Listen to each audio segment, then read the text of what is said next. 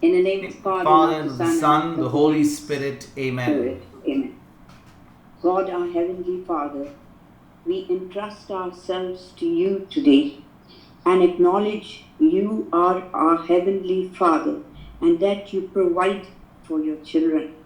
In today's Gospel, we are reminded Jesus is the Good Shepherd and he says he will lay down his life for his sheep.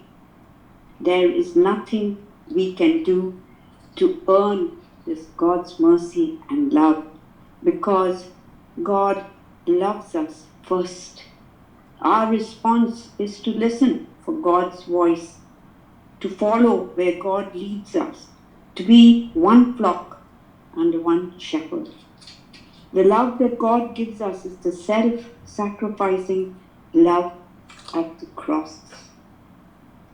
Jesus Christ is waiting for us, keeping us in view, watching over us, protecting us from the bad wolves of the world.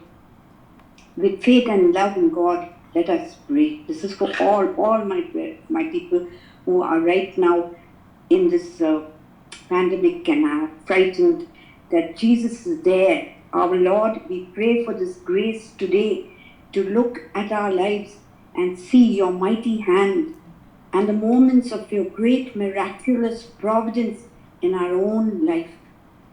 To be strong enough to go ahead in our life, looking at every problem, this is for each one, at every weakness, every limitation, every impossibility coming against us, and looking at them to say unto them with the authority as the children of God, his sheep, that in problems, don't worry, we have Jesus, our good shepherd, watching over us. We make our prayer through Christ our Lord. Amen. Amen. Amen. Amen. Amen. Father, Son, and Holy Spirit. It's for So every. thank you, Sister Joyce, for leading us into that very I good loved opening it. prayer. And my brothers and sisters, a warm welcome to each one of you. Today we are going to reflect on the day's gospel from John chapter 10, verses 11 to 18. And you know, my brothers and sisters, as I mentioned to you at the introduction, today's Sunday is called as Good Shepherd Sunday. And even the gospel that we are reading today, or we are going to reflect on today, is also reflecting on the shepherd. And Jesus is talking to us not as a Lord, not as a master, not as someone who's up there, but he's talking to us today as the good shepherd, and we who listen to him as his sheep. So today we are going to reflect on the gospel from John chapter 10, verses 11 to 18, and we shall begin with verse number 11. I am the good shepherd.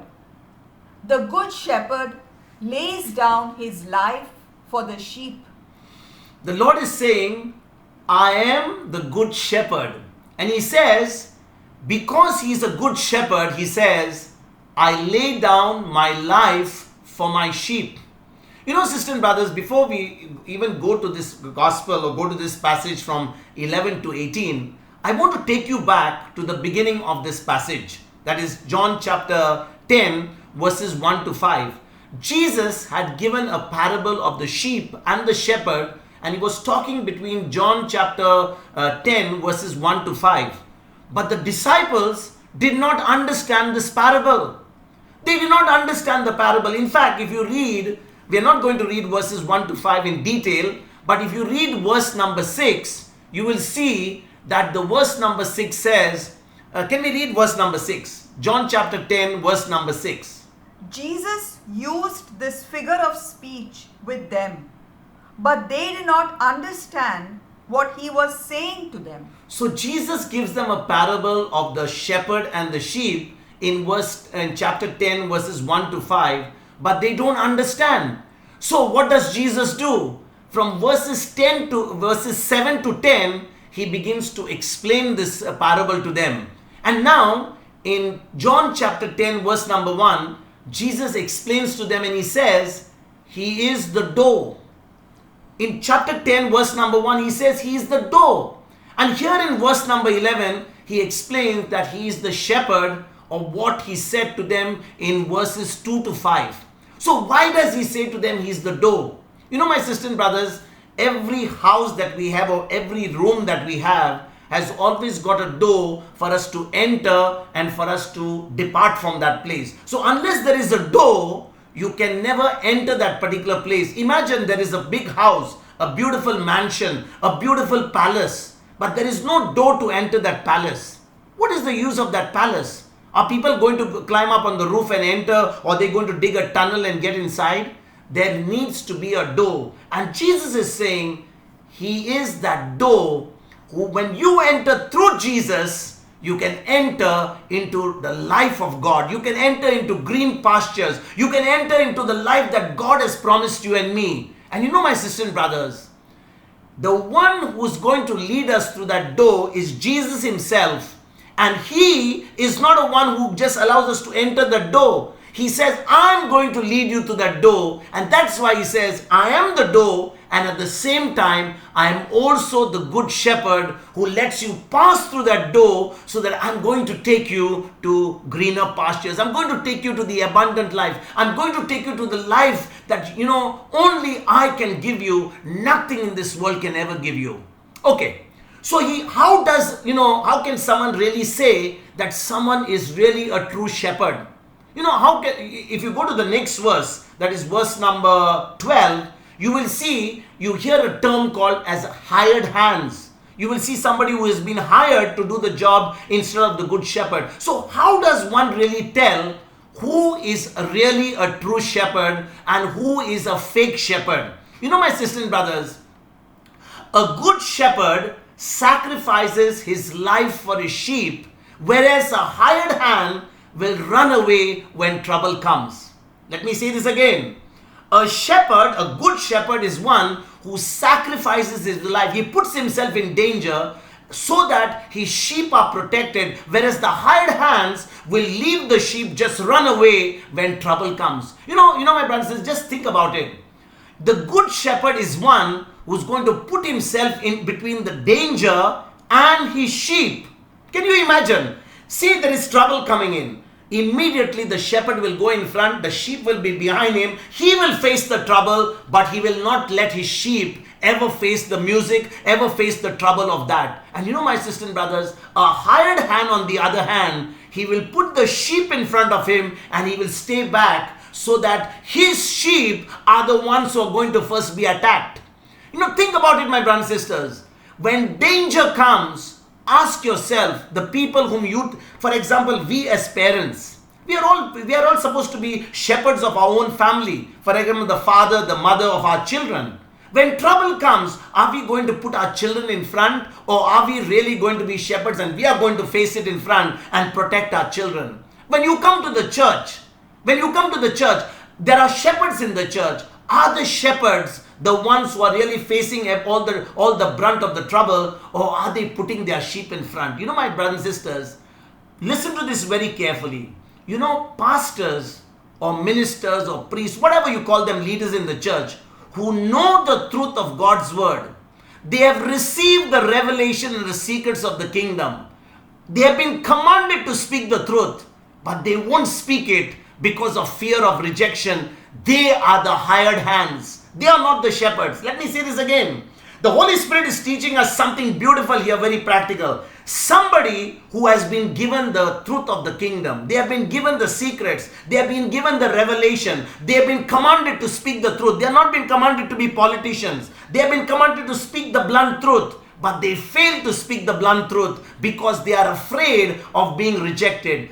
These people are hired hands. Again, my brothers and sisters, there are also those, you'll be shocked at what you're going to hear now.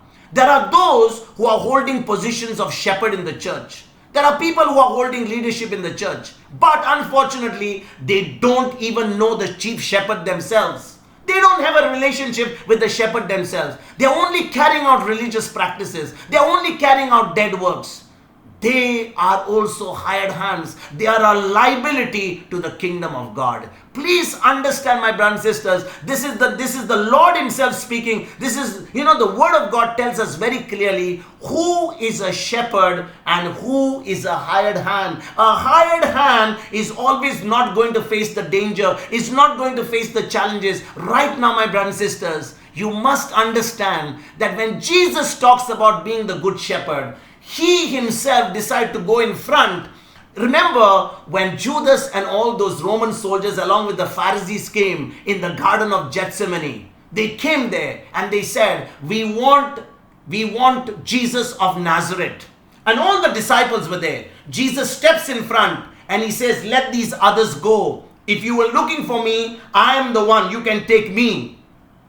This is called as the good shepherd because he says, I'm going to lay down my life for my sheep. My sisters and brothers, if you really understand who a good shepherd is, Jesus is the perfect example of a good shepherd because he laid down his life. He went to the cross for you and me so that you and I would never ever have to suffer. You and I would never have to go through sickness. You and I would never be cursed. We would only receive the blessing when we believed in him, when we entered that door through him, so that we could experience eternal life. We could experience the abundant life. We could experience that God kind of life. And brothers and sisters, the person who does not even be the spokesman of God, the person who's always putting people in front, the person who's always staying back, not ready to face the music, not ready to face the enemy head on, are hired hands, and these hired hands run away in times of danger. John chapter 10 verses 12 to 13. Let us read this, particularly concerning hired hands. The hired hand, who is not the shepherd and does not own the sheep, sees the wolf coming and leaves the sheep and runs away. And the wolf snatches them and scatters them. The hired hand runs away because a hired hand does not care for the sheep. The hired hand runs away because a hired hand does not care for the sheep. What a statement. These are words of Jesus, my brothers and sisters. These are not words that have been invented by any preacher or any philosophy or any doctrine or anything of this world. Jesus is saying very clearly, he says the hired hands run away because the hired hand does not care for the sheep. My sisters and brothers, a true shepherd puts the care of his own sheep above his or her own personal needs. Let me say this again. If somebody is a true shepherd, the true shepherd of God will always care for the sheep in such a way that they will put their own personal needs, their own interests, their own dreams, their own future, their own hopes, their own aspiration, their own ambition, all aside for the sake of the ones whom they are leading. They will always be caring for their sheep. My brothers and sisters, this is the acid test of a true shepherd. There cannot be anything in between. And what are the personal needs of this person? What are the personal needs that a good shepherd will keep aside? The personal needs will be something like their food, their sleep, their comfortable places to lie down, sudden changes in their schedules. Maybe there are emergency calls coming, maybe calls at odd hours of the night.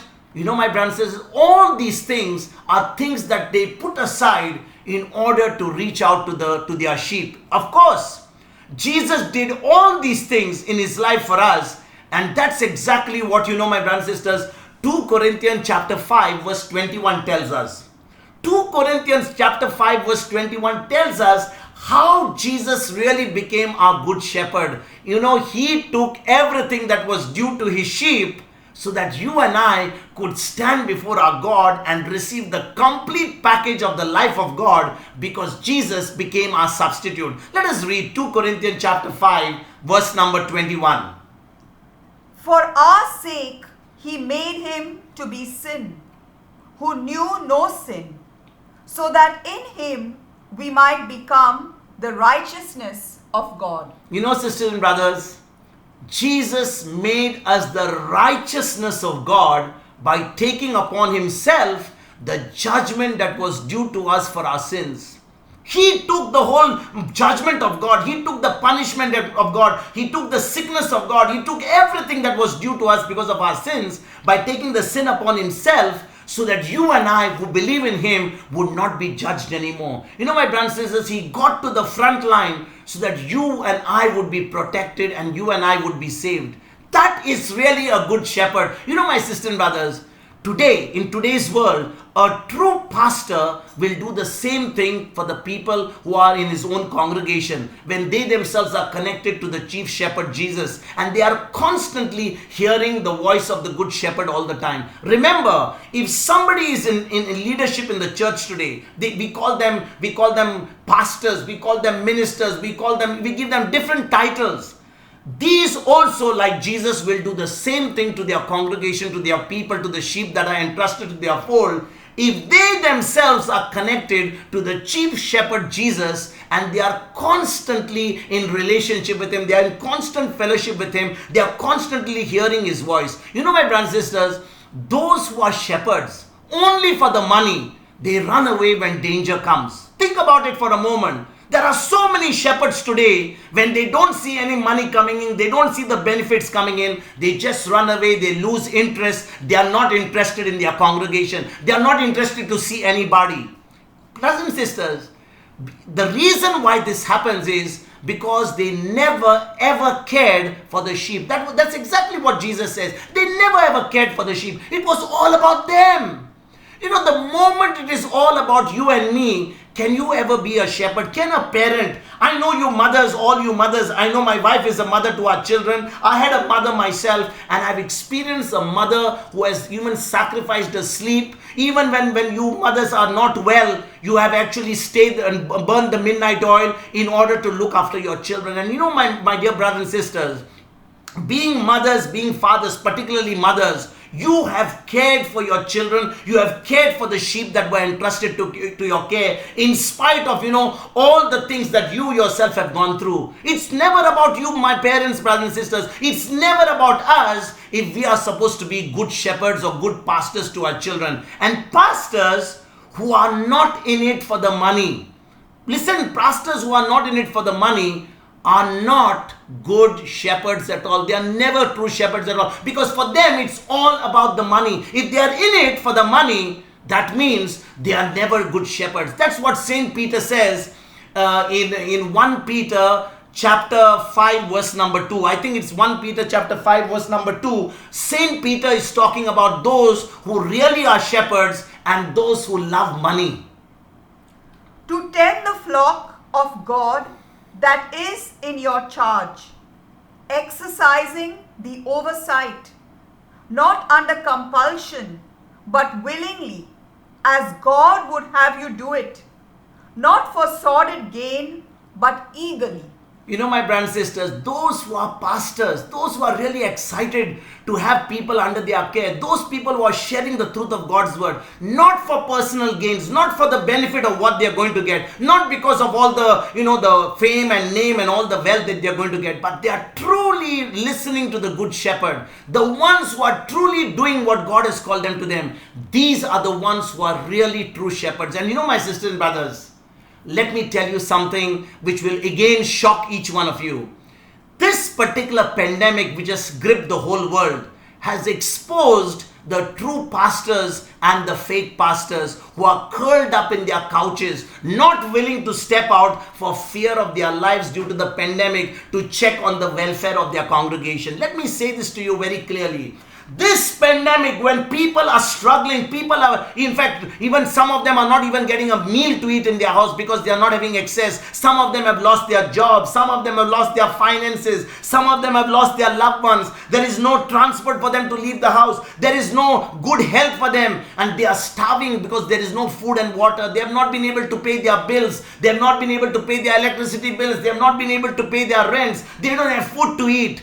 Whereas the real true pastors are reaching out to people, going and sharing them the good news, reaching out to them and meeting their needs. Whereas the fake pastors are sitting behind on their couches, waiting for the pandemic to end, giving announcements that we should pray for the pandemic to end, but not moving a finger. These are the fake pastors. These are the fake shepherds, and they are being exposed during this time of this pandemic. You know, my sisters and brothers, just think about it. This pandemic has not come from the Lord. God is not the author of sickness. God is not the author of coronavirus. God is not the author of this pandemic. And yet, in the midst of this pandemic, He has told us, I will never leave you. I will never forsake you. I am with you. I am in you till the end of time. And you know, my brothers and sisters, when we understand that we have a good shepherd with us, we have a shepherd who loves us so much, we have a shepherd who cares for us, then we shall never, ever, ever, ever,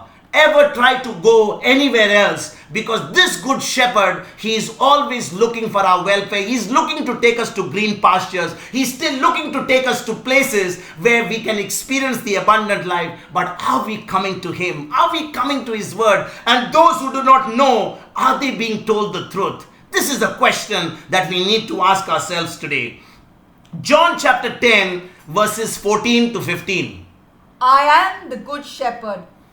I know my own, and my own know me. Just as the Father knows me, and I know the Father. And I lay down my life for the sheep. You know, sister and brother, Jesus again is saying, as He said in verse number 11, He's saying in verse number 14, I am the good shepherd.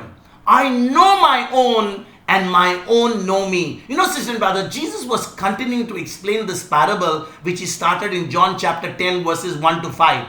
And you know, my brothers, the disciples just couldn't understand this parable. So Jesus which He had spoken to them, and we saw earlier in verse number 6, they just couldn't understand. So what does Jesus do? He begins to explain it to them. And Jesus says He is the door to them. He spoke to them that, you know, between verses 1 and 2, that He is the door, which we already saw. And therefore, anyone who tries to enter into the ranks of God's people without going through Jesus is a thief and a robber. Please understand, my brothers and sisters, anyone who tries to enter the ranks of God's people without going through Jesus, you know, there are so many people today, they don't know Jesus.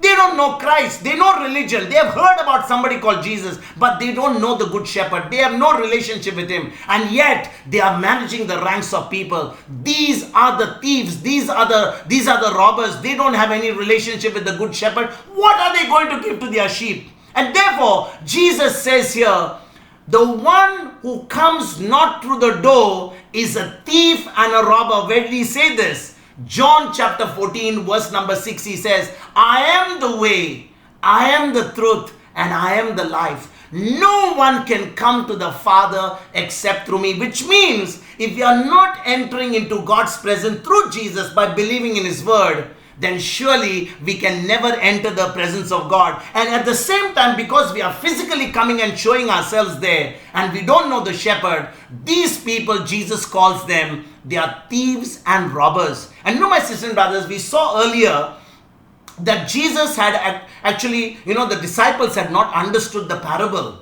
that Jesus gave to them from John chapter 10 verses 1 to 5. So Jesus begins to explain to them, and He uses the words, I know the Father, and the Father knows me. That's what He's saying in this verses 14 and 15. He says, I know the Father, and the Father knows me. This is talking about intimacy, my brothers and sisters. This is talking about a relationship that Jesus had with His Father. You know, for example, when a husband and wife are newly married, you know, as they grow in their relationship, the husband knows the wife begins to know the husband. They know each other's likes and dislikes. Maybe the husband doesn't like, you know, probably a particular color. He doesn't like a particular way of operation, or the wife doesn't like a particular thing. The husband understands that. And even though he knows that his wife doesn't like it, he continues to do that. He still doesn't know her. He still doesn't understand her because it's all about him. It's all about doing his own thing. He doesn't want to change in order to make his partner happy. And a person who has developed intimacy, who has developed a relationship with his partner, will always want to sacrifice what he likes in order to see the partner happy. And when the other partner begins to see that,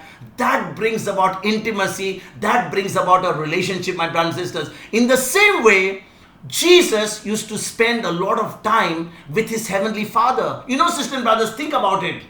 Jesus every day would minister in the mornings. He would go and preach to the crowd. He would teach to the crowd. But every night, he spent time of fellowship with his heavenly Father, a time of prayer, a time of intimacy, a time where he would receive all the things that he needed from his Father. And you know, my brothers and sisters, he was only fulfilling what his Father had told him, what his Father was telling him to do, because he knew the Father, and the Father knew exactly what he had to tell his Son. And because Jesus exactly knew what his Father wanted, he went ahead and fulfilled his Father's will. In the same way, my brothers and sisters, in this verse, Jesus says, I know my own, and my own know me. What is Jesus saying? I know my own, and my own know me. He's talking about you and me, my brothers and sisters. You and I are the ones whom he knows. But the question is, do we know him? The question is, do we know his word? Because we may have the picture of divine mercy. We may have a statue, a big statue. We may have a lot of crucifixes in our house. We may even have the altar in our house. But do we know the word of God? Do we know Jesus? Do we know his word? And you know, my sisters and brothers, most Christians think that because they belong to a particular church, they attend services there, they even, serve in that church, they think that they belong to Jesus. Let me tell you this. This is very far from the truth itself. Knowing Jesus is knowing his word and obeying his word. It's not about just being a part of one church, attending services, doing a little bit of cleanup here, doing a little bit of liturgy there, being a Eucharistic minister, being a lector, just going about doing some job. No, my brothers and sisters. It is not just about even being a professor or being involved in the church in liturgy and other services. It is all about intimacy with Jesus through his living word. And those who truly love Jesus are acknowledged by Jesus himself. Can you imagine? When we truly know Jesus and his word, Jesus himself begins to acknowledge us. How do we know? I'm going to take you to John chapter 14, verses 21 and 23. John chapter 14 verses 21 and 23. This is where Jesus is actually defining who are the people whom he knows. Because my brothers, we all think we know the Lord. We all think we know. We are going to church, we are praying, we are good sheep of that shepherd. And today on this Good Shepherd Sunday, it will be a good thing for us to really review what is our relationship with the Lord, whether we are really sheep of this shepherd. Because in verses 21 and 23, Jesus himself says, these are my sheep, these are the people who love me. Let us read John chapter 14 verses 21 and 23. Let us read it from 21 to 23, including 22. Those who have my commandments and keep them are those who love me. Those who have my commandments and keep them are those who love me. And those who love me will be loved by my Father. And I will love them and reveal myself to them. Judas, not Iscariot, said to him, Lord, how is it that you will reveal yourself to us and not to the world? Now listen to this, my brothers and sisters.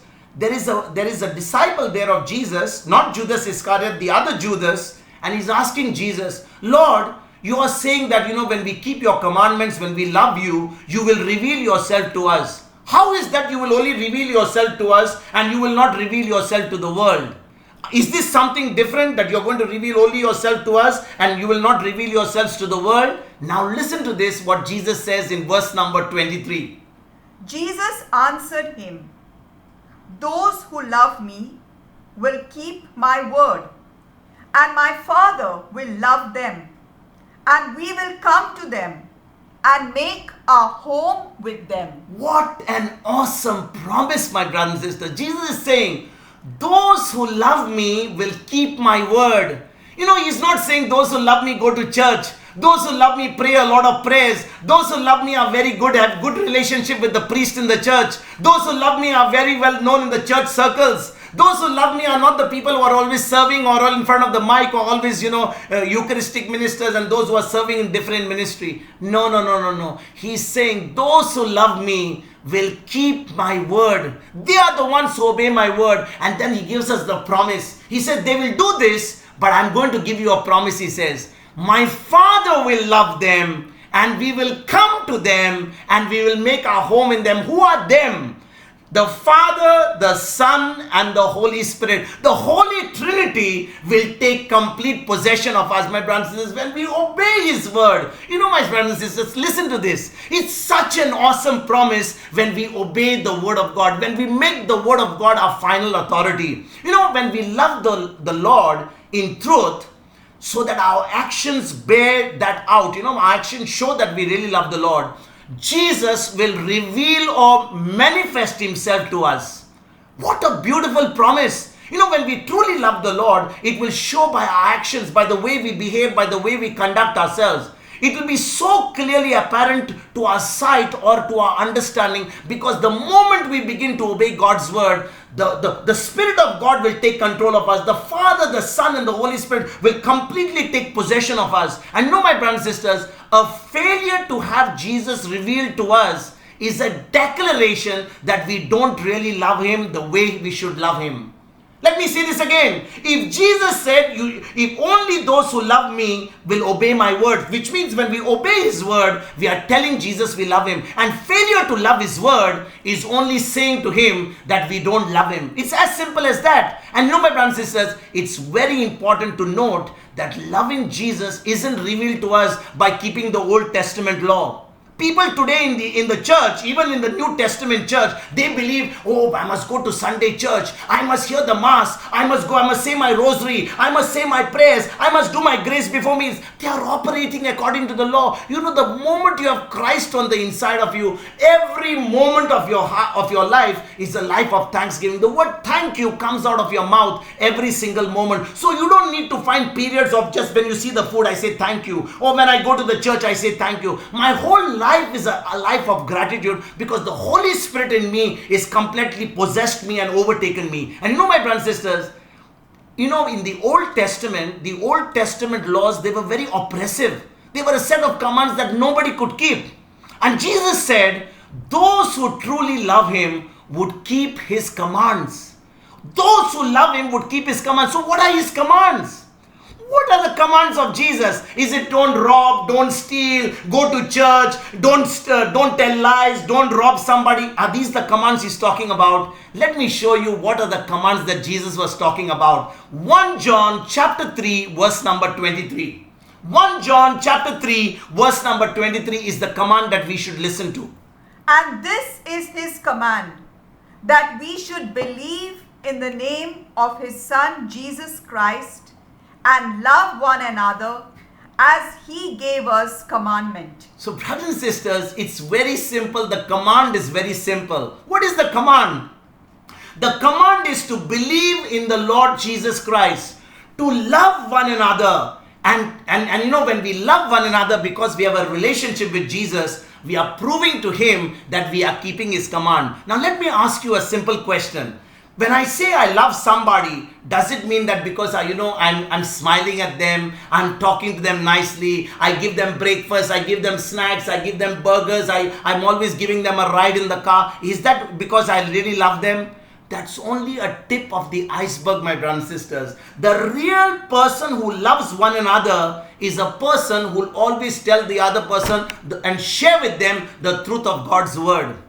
You know, my sisters and brothers, whenever somebody doesn't want to share the truth with somebody because they are afraid of their relationship being affected, they are afraid that the other person will be offended, you can sit with that person and talk to them about the weather. You can talk to them about what you shopped in the shopping mall. You can tell them about, what your plan is to go to Honolulu. You can tell them about all your things. But are you really ready to, risk that relationship to tell them the truth when you find something is wrong? And that is what is truly loving one another. Because most of the times we have understood loving one another is, doing the physical thing. What is the use of doing all the physical things to somebody if they are living without knowing Jesus and they are living without Christ? Where are they going to go after this life? My sisters and brothers, loving Jesus is loving His word and teaching others also the truth of God's word. So keeping the commandment doesn't make us love God. Let me say this. Keeping the commandments doesn't make us love God or God love us. But loving God will make us keep the commandments. Let me say this again. In the Old Testament, it was you had to keep the commandments to show God that you loved Him. But in the new covenant or the New Testament, you don't do the commandments for God to love you. Actually speaking, you love God by keeping His word, so that now by keeping His word and loving God, you are able to keep the commandments. My brothers and sisters, think about it. How many of us in this world present times are actually operating according to the Old Testament? We don't even know the New Testament. We don't even know how to operate in love. We don't even know the truth. But is the truth ever told to us? My brothers and sisters, this verse has many times been misinterpreted to say that keeping God's commandments will produce a love for God. But this verse is saying exactly the opposite. Loving God will not produce the commandments, and loving God makes us keep the commandments, not the other way around.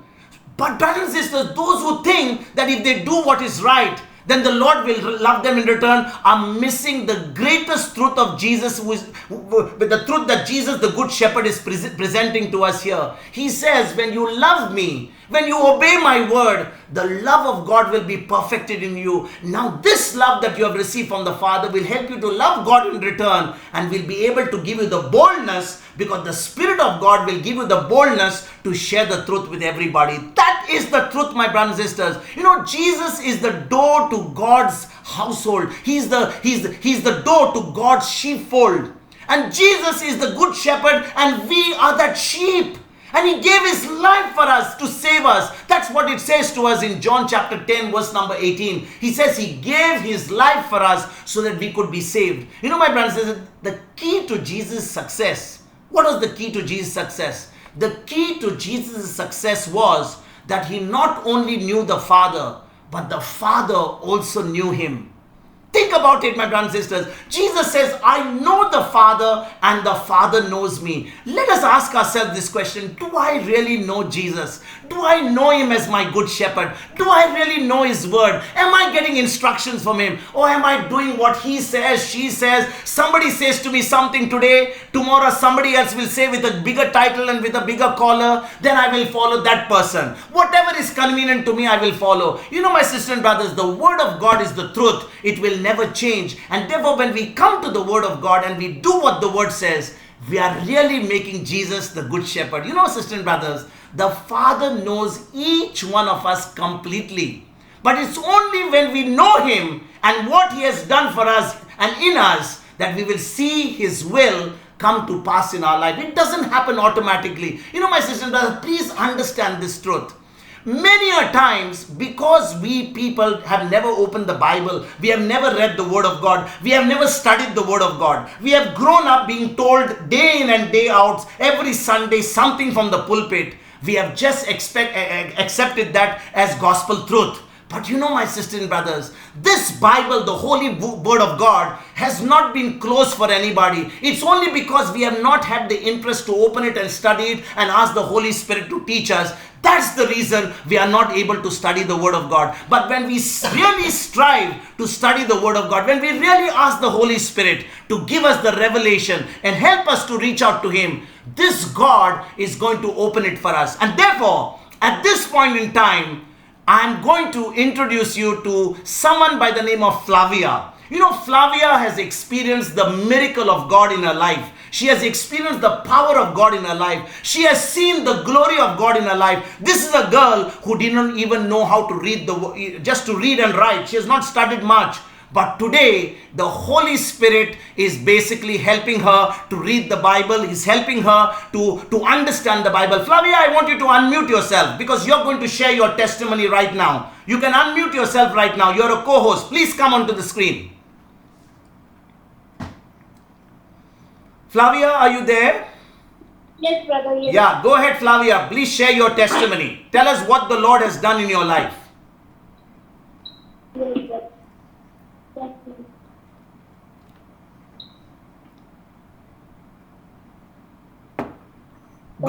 Go ahead. Go ahead.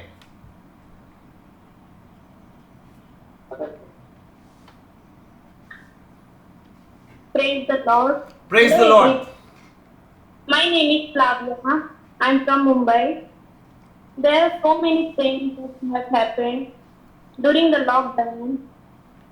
My dad was not well, was getting pain in his stomach, had very bad vomiting, and whatever he ate, he would vomit after some time. He felt good, no pain. Then he showed to the doctor. The doctor did some tests, and the report showed that he was suffering from liver cirrhosis and to bladder stone. Both the lungs also were affected, and he had lung disease. Then someone told us to show to the homeopathic doctor. Then I searched in Google. I asked Jesus, you only give me the doctor. Then I got the number. I phoned him online consultation. I sent all the reports to him. Then he told me his condition is very bad. He said, show the reports to gastrologist doctor. He took Dada's gastrologist. We took to gastrologist doctor, and he also said the same thing. Then he started his medicine. Then the doctor gave some more tests. He said, if the test results are bad, then there is no guarantee. One of my sister friends called my sister Lavina. Lavina told her everything about my dad. Then a friend gave a brother Wilson number. We called him. We told everything about my dada. Then brother prayed over my dad and gave scripture Matthew 8:17 and 1 Peter chapter 2:24. He told to continue to pray these verses. Brother Wilson told us, don't worry, go for the test now and reports will be good. With the data test, reports to both the doctors. They said, report is improved. Then he was under treatment at both the doctors. Then I called homeopathy doctor and asked him to give me the bill of the consultation because we were getting 50% money paid by a church. Doctor told me, don't worry about the payment. You can start the treatment and you can pay me whenever you have money. We did not have to pay. The grace of God who took care of everything. Praise God. In between, my sister and mummy got a COVID positive. We are living all together here in Mumbai, and my dada's lungs we knew were already bad. But praise God to Jesus, the virus did not touch my dada and me. Then we called Brother Wilson. He prayed over us, and my sister and mummy were fine. Thank you, Jesus. Praise you, Jesus. And we also had a stall of idli, and during lockdown, it got closed. We were worried how we will manage that medicine and manage our daily food expenses. Then we prayed to Jesus to provide all our needs according to his unlimited riches in glory by Christ Jesus. Then we got help from a parish. Father paid for our gas and electricity bill and gave ration every month. How much God has shown his mercy on us. Thank you, Jesus. And 2 months ago, we did sonography for my dada, and the report showed my dad was healed from the gallbladder stone, and he is well now. Thank you, Jesus. Praise you, Jesus. Praise God. I got a job where my dad's treatment was going on. The doctor only asked me if I wanted the job by asking me, "You can work for me." I said, "I have not studied much." He said, "That's fine.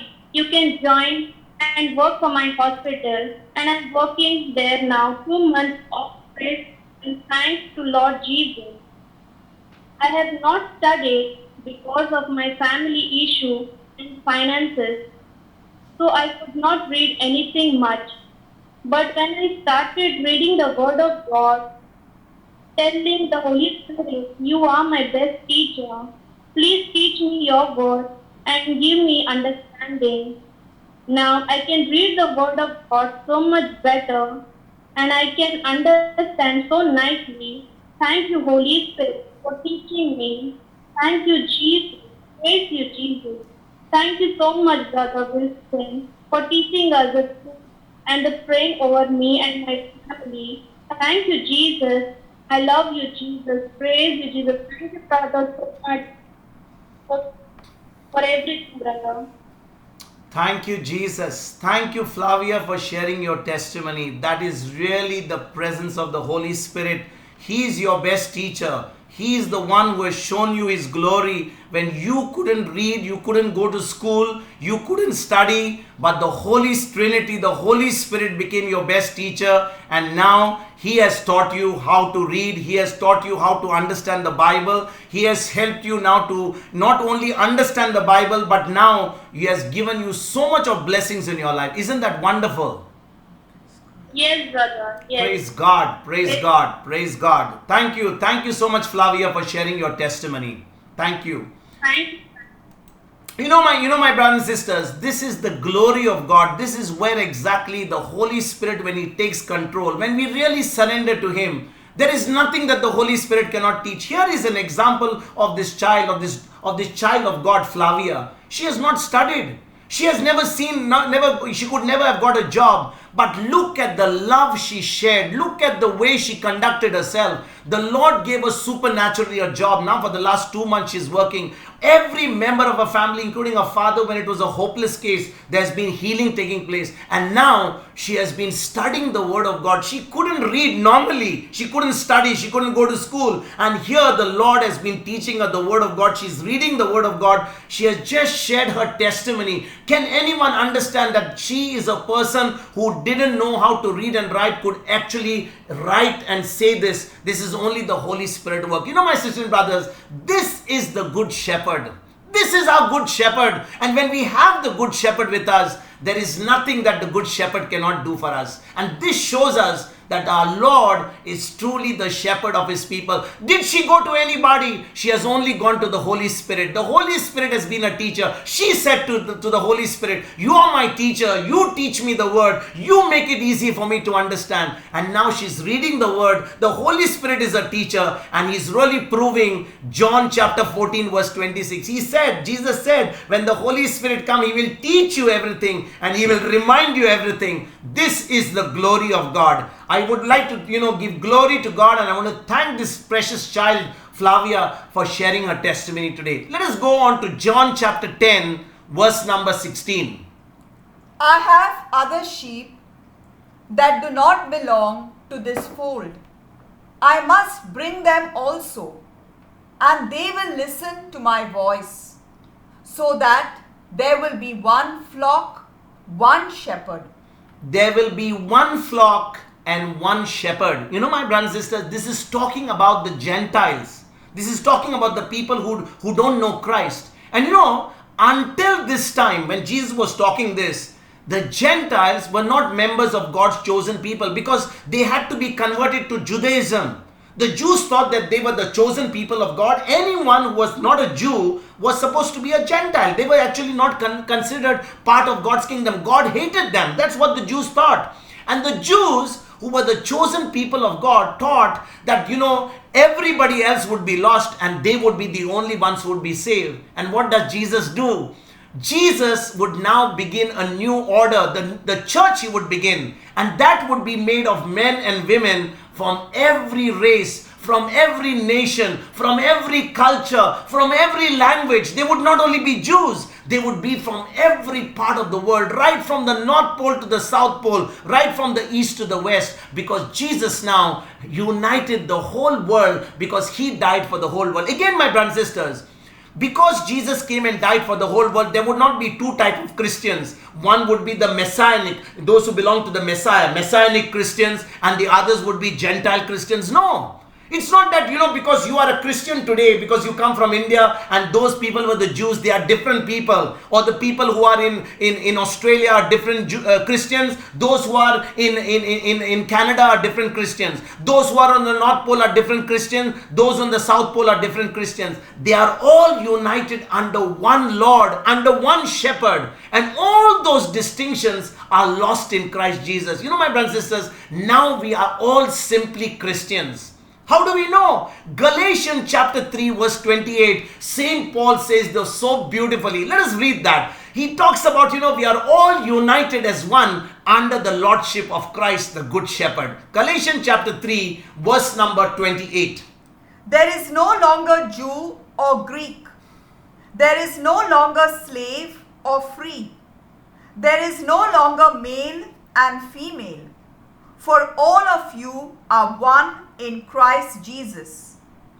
All of you are one in Christ Jesus. There is no more slave, there is no more free, there is no more tall, there is no more short, there is no more fat, there is no more thin, there is no more white, there is no more black, there is no more, Greek, or there is no more Roman, there is no more Jew. Everybody has been united in Christ Jesus. What an awesome thing that the Lord has done. But the condition is, we need to make him our shepherd, and we make him our shepherd when we believe in him, we obey his word, so that we prove to him that we really are his sheep.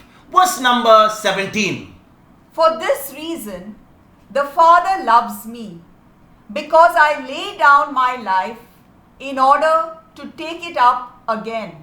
Brothers and sisters, Jesus' sacrificial death on the cross was not, entrusted to him, was not forced upon him. The Father did not, tell Jesus, go to the cross and die for him.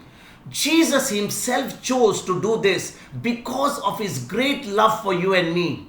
My brothers and sisters, Jesus loved his Father. Jesus was one with his Father. When he came to this earth, he came because of you and me, and because he wanted to do the will of his Father. And because of that, God the Father loved him also. The Father loved his Son because the Son obeyed his Father unto death. This is the same attitude that you and I need to take. We need to obey the word to such an extent that nobody or no person, no authority can ever come in between me and Jesus. Because for me, the word of God is going to be the final authority. You want to listen or you don't want to listen. Whether you are, belonging to any denomination or not, it doesn't matter. What matters is your allegiance is to Christ. Your allegiance is not to the church. Your allegiance is to Christ. Because when your allegiance is to Christ, you're not going to be dominated by what the denominations think, what people think, what sort of doctrines and philosophies they came out with. You're going to have your allegiance to Christ, because Christ is your shepherd. Christ is the one who died for you. My brothers and sisters, did any human being on this earth ever die for us? Did anybody go to the cross for us? So why are we listening to people? Why are we so, man-possessed people? Why are we people who don't make the word of God our final authority? The word became flesh. And that word became flesh is Jesus. He opened his mouth and he spoke, and the Holy Spirit has written the Bible. We need to make the word of God our final authority. We need to ask the Holy Spirit for revelation. The Holy Spirit is our best teacher. He will tell us the truth. And therefore, when we do what the word says, we are actually showing allegiance to Christ. We are considering him as our shepherd. And now that we are sheep, we are actually being led to green pastures so that we can see his glory. We can see the beautiful life that he has promised you and me. Amen. John chapter 10 verse number 18. No one takes it from me, but I lay it down of my own accord. I have power to lay it down, and I have power to take it up again. I have received this command from my Father. You know, sister and brother, this is a very powerful truth that, that makes the sacrifice of Jesus even more amazing. It makes it such an amazing sacrifice of Jesus. What is he saying? No one ever forced Jesus to go to the cross and die for us. He was in total, absolute control. He did it out of his love. He did it out of his free will. And my brothers and sisters, what Jesus did was totally voluntary. What does he say? I lay down my life on my own accord. I have the power to lay it down and I have the power to take it again. What is he saying? My sister and brother, Jesus did not, give up his life because the Father said, you must go to the earth and you must die. He could have said, no, Father, I don't need to die. I'm God. I'm one with you. I don't need to die for these people. They are sinful people. They deserve death. They deserve to go to hell. But look at his love for us. Because he did not want us to go to hell, because he did not want us to, suffer eternal damnation, he came as man to the earth. He was in complete control. It was all because of his free will, but he wanted to do the will of the Father. And the will of the Father was someone had to be a man and obey the Father unto death, so that kingdom which was handed by Adam to the devil could be snatched out. And that's the only way this kingdom could be taken from the kingdom of darkness. My sisters and brothers, God is a fair God. God is a God who's totally true to his word. He will not play games. He will not try to, because he's God, he will not try to do anything. That's why people today think, why is God not intervening in the pandemic? Many people think today, is God in heaven? What is he just watching? He cannot do anything because whatever he had to do, he has already finished. And therefore, when you understand during this pandemic that Jesus on the cross has carried our every sickness, it is only religion to sit and have prayers and days of fasting and try to put storming heaven and putting pressure on heaven to get this pandemic off is only dead practices. This is not the truth. This is not the way to operate.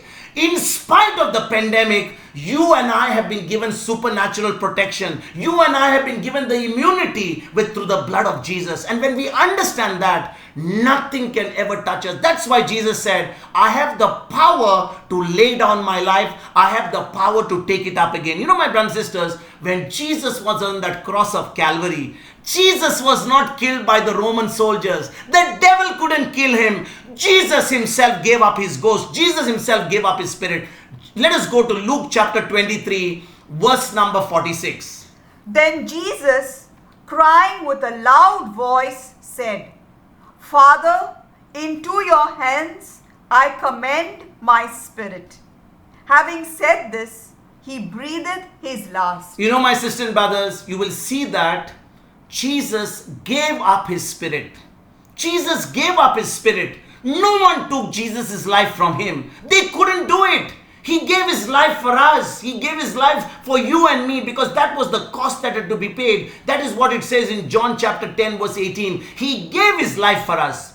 My brothers and sisters, when God created Adam and Eve, because we need to connect the death of Jesus to what happened in the Garden of Eden. So I want to take you for a little while for this last verse to Genesis chapter 2 verse number 7. Because in Genesis chapter 2 verse number 7, when God wanted to create Adam and Eve, wanted to create man, he formed him of the earth, but then he finally breathed into him and man became a life-giving spirit. Let us go and read Genesis chapter 2 verse number 7.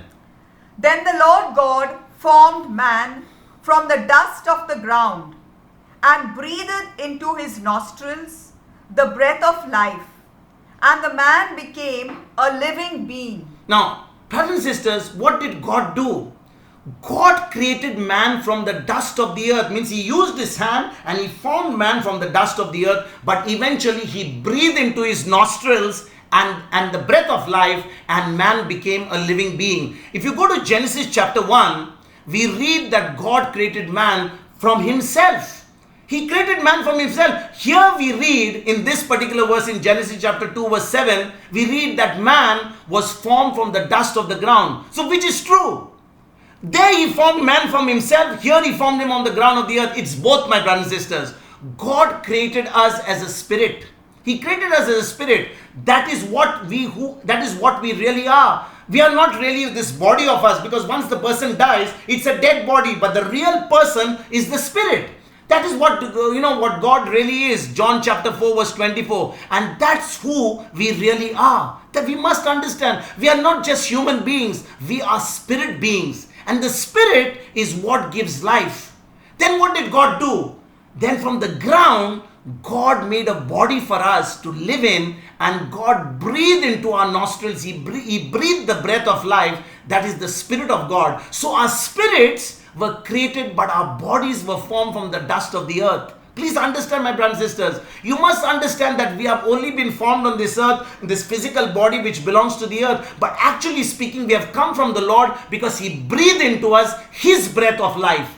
And since all things were created by Jesus, my brothers and sisters, this adds even more power to the words that we heard yesterday from John chapter 6 verse 63. What did Jesus say in John 6:63? Can we read that, please? It is the spirit that gives life. The flesh is useless. The words that I have spoken to you are spirit and life. It is the spirit that gives life. The flesh has nothing to offer. My words are spirit. My words are life. My brothers and sisters, our Creator reflected the way He saw us as spirit beings having a physical body. So God's breath was given to us as life.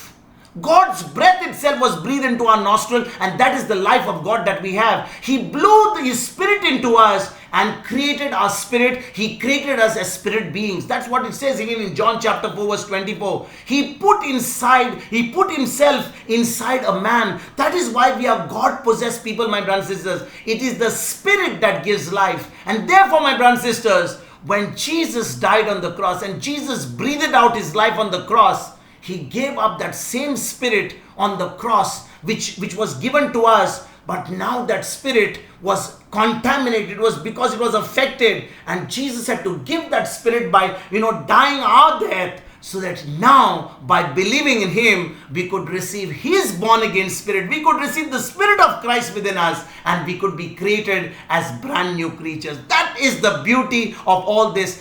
When we believe in Jesus, when we make Him the good shepherd, we receive the Spirit of God. That's why St. Paul says in the book of Corinthians, he says, unless we receive the Spirit of Christ, we can never belong to Him. Unless we receive the Spirit of Christ, we can never belong to Him. And that is why on this Good Shepherd Sunday, on this gospel that we have reflected on, we need to make Jesus our good shepherd. We need His word to really be in our hearts. We need to be born again, so that now this spirit that we have is the spirit of the good shepherd, is the Spirit of Christ Himself, the Spirit that takes us and gives us eternal life, the Spirit that takes us to green pastures, the Spirit that allows us to receive and live the abundant life that Jesus promised us. Amen?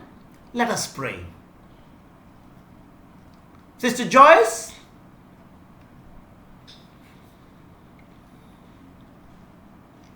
Father in heaven, we thank You and we praise You for allowing us, Lord, to give us this opportunity to study Your word, to reflect on Your word, to understand, Lord, what really You are to us, that You are our good shepherd, a shepherd who truly looks after His sheep. Lord, when we understand that You, Lord, paid for us, You died our death on the cross so that we could be the righteousness of God. Today, Lord, as we reflect on that, on this Good Shepherd Sunday, help us, Lord, to make Your word the final authority in our life. Help us, Lord, to put Your word above everything else.